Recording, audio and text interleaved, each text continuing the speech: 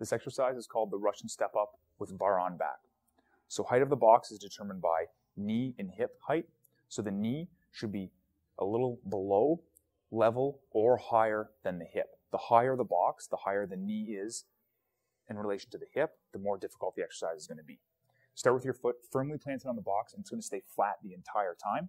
And it's all the way on the box. Toe isn't off, heel isn't off, nice and centered. Start standing up tall. Core is always tight to support the weight on the back. And go ahead. As you come up, drive the knee and back down. So you're pushing slightly off the leg that's on the ground, and you're always pushing off the leg that's on the box.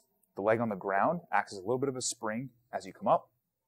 Core's nice and tight, and back down, and up with speed. A very dynamic movement.